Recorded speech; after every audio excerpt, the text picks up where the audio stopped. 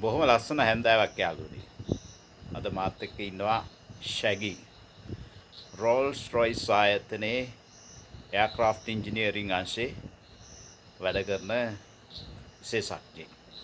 මට හරි ආසයි ශැගීගෙන් අහලා දැනගන්න කොහොමද ඒගොල්ලෝ ලොන්ග් ටර්ම් ප්ලෑනින් කරන්න කියලා එයාක්‍රාෆ්ට් ඉන්ඩස්ට්‍රි එකේ. ශැගි. ඇත්තටම දැන් මේ කාලේ ලෝකයේ තියෙන සිටුේෂන් එක නිතර වෙනස් වෙනවානේ. නමුත් ඒවට ඔරොත්තු දෙන විදිහට කොහොමද අපි අවුරුදු ගානක් සමාජයට අවුරුදු 15 20 25 දක්වා උනත් කොහොමද අපි ප්‍රොජෙක්ට් එකක් හෝ ප්‍රොඩක්ට් එකක් ප්ලෑන් කරන්නේ කියන එක ඉතාමත්ම හොඳ ප්‍රශ්නයක්. ඒකට ප්‍රධානම දේ තමයි ඒගොල්ලන්ට ප්ලෑන් එකක් නෙවෙයි ප්ලෑන් දෙක තුනක්ම තියෙනවා. එක සිනාරියෝස් වලට දැන් අපි හිතමු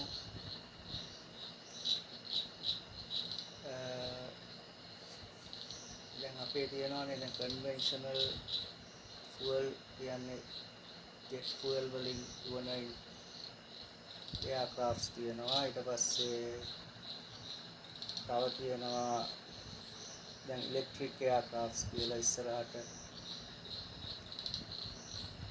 ඩෙවලොප්මන්ට්ස් කරනවා. ඊට පස්සේ හයිබ්‍රිඩ් එයාක්‍රාෆ්ට්ස් කියලා කරනවා. ඔටෝමෝටිව් ඉන්ඩස්ට්‍රි එක වගේම තමයි. නමුත් අපිට කියන්න බෑ හරියටම මොකද්ද ඉස්සරහට මේන් ස්ට්‍රීම් එක වෙන්නේ මොකද්ද. සමහර විටට අපි දැන් ඉලෙක්ට්‍රික් එයාක්‍රාෆ්ට් කරනවා කියලා හිතලා ඒකට ලොකු ඉන්වෙස්ට්මන්ට් එකක් කරලා ඒක මොනවා හරි ලෝකේ තියෙන සිටුේෂන්ස් දැන් තියෙනනේ ලෝක යුද්ධ අනම්මනම් ඒ වගේ කතන්දර ඒ වගේ පොලි ක්‍රයිසිස් සිටුේෂන් එක. ඔයිල් ප්‍රයිසස් ඒ වගේ වෙනස් වෙනවානේ. දැන් රෝ මැටීරියල් සප්ලයි එකට පොලිටික්ස් නිසා ඉලෙක්ට්‍රික් පැත්තට යමත් ගැටලුවක් මේ අර පැත්තට මේ හයිඩ්‍රෝකාබන් පැත්තට. හයිඩ්‍රෝකාබන් පැත්තට යන එකත් ගැටලුවක්. එහෙම දැන් තියෙනවා ඒක.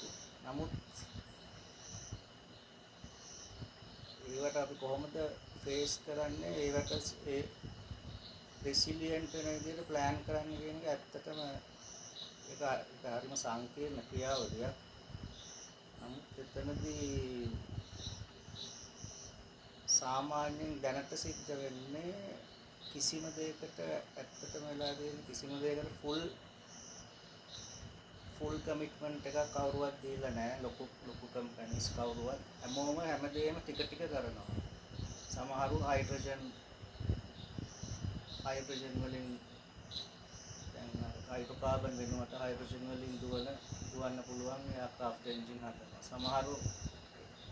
සමහරු ඒ පැත්ත නැතුව තියෙන එන්ජින්ස් අර හයිඩ්‍රෝකාබන් ෆුවල් වලින් ඔපරේට් වෙන. නමුත්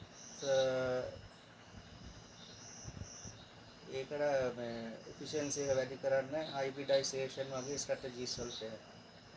සමහරු එක්කම අමතක කරලා ෆුල් ඉලෙක්ට්‍රික් මෝටර්ස් දාලා ඒ වගේ ස්ට්‍රැටජිස් වලට යනවා. නමුත් දැන් අපි දැන් ලෝකේ තියෙන ලොකුම එයාක්‍රාෆ්ට් එන්ජින්ස් හදන කම්පැනි සාමාන්‍යයෙන් තියෙන්නේ 3-4ක්. Rolls Royce, General Electric, Pratt and Whitney වගේ. අපි හැමෝම දිහා බැලුවොත් අපිට පේන දෙයක් තමයි හැමෝම ඒ හැමදේම ටික ටික කරනවා. කවුරුවත් මේ දැන් තියෙන සිටුේෂන් එක අනුව එකම දෙයකට කමිට් වෙලා නැහැ. හැමදේම එයාලා කරලා ඒක කන්සෙප්ට් ස්ටේජ් එකෙන් ඒක ටෙස්ටිං කන්සෙප්ට් ස්ටේජ් එකට කරලා ඒක කන්සෙප්ට් එක ප්‍රූෆ් ඔෆ් කන්සෙප්ට් එක ඒක වැලිඩේට් කරලා ඊට පස්සේ කරන්නේ ඒක එයාලා පැත්තකින් තියලා තියෙනවා. නමුත් ඒක එයාලගේ මේන් බිස්නස් එක නෙවෙයි. ඒක උදාහරණයක් විදිහට හයිඩ්‍රජන් වලින් දුවන එන්ජින් එකක් හදනවා කියලා ඒක හදනවා කියලා සම්පූර්ණ ප්‍රොඩක්ෂන් වලටම යන්නේ ඒ ලෙවල් එකටම යන්නේ. කන්සෙප්ට් එක වැලිඩේට් කරලා ඒක එහෙම තියෙනවා. ඉස්සරහට ඒක මාකට් සිටුේෂන් එක වෙනස් වෙන ජියෝ පොලිටිකල් සිටුේෂන් එක වෙනස් වෙන ආකාරය අනුව ඒක ඒගොල්ලෝ ඊට පස්සේ අවශ්‍ය වෙලාවට ඒක අරගෙන අවශ්‍ය ප්ලෑන් එක අරගෙන ඒක ඒ වෙලාවේ හැටියට ඇක්සලරේට් කරලා ඊට පස්සේ ඒගොල්ලන්ට පුළුවන් ඉක්මනට ඒක මාකට් එකට දාන්න. ඒ බේසික් නොලෙජ් එක යාලා තියෙනවා. එතකොට මචං ඒගොල්ලෝ කොහොමද රිසෝසස් හොයාගන්නේ? ඒ කියන්නේ හියුමන් රිසෝසස් ටැලන්ට් හොයාගන්නේ කොහොමද? දැන් ඕක හැමෝටම කරගන්න බෑනේ මචං. දැන් ඒගොල්ලෝ ලෝකෙම සුපිරි ටැලන්ට් ගෙන්න ගන්න ඕනේ. හොයා ගන්න ඕනේ. ඒගොල්ලෝ හෙඩ් හන්ට් කරනවා වගේ වැඩ කර ගන්න ඕනේ. ඒක කොහොමද කරන්නේ ඉන්ඩස්ට්‍රි එකක් හදද්දී වගේ? ගොඩක් වෙලාවට ඒක ටැලන්ට් හොයා ගැනීම ඒක අවුට්සෝස් කරලා තියෙන්නේ දැන් නම්. කියන්නේ එයාලට ඉන්නවා සපෝට් කරන සපෝටිං කම්පැනිස්. ඒගොල්ලෝ අර LinkedIn Indeed වගේ වල තියෙන ප්‍රොෆෙෂනල් ප්‍රොෆයිල්ස් සර්ච් කර බලනවා එයාලගේ ස්කිල් සෙට් වලට දැන් වේකන්සි එකක් එහෙම තියෙනවා නම් අලුතෙන් ඩිපාර්ට්මන්ට් එකක් පටන් ගන්නවා නම් එතන ඒ ස්කිල් සෙට් එකට හරියන කට්ටිය කොහොමද ඉන්නවද කියලා බලලා එහෙමත් කරනවා. නැත්නම්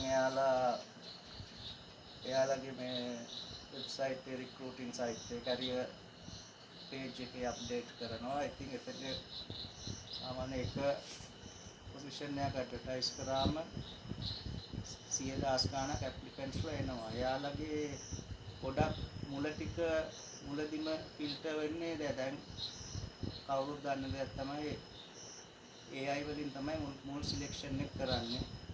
එයාගේ බෑග්ග්‍රවුන්ඩ් CV එක ඒවා බලලා ඊට පස්සේ එතනින් සිලෙක්ට් කරන කීප දෙනා තමයි ඊට පස්සේ දාන්නේ අර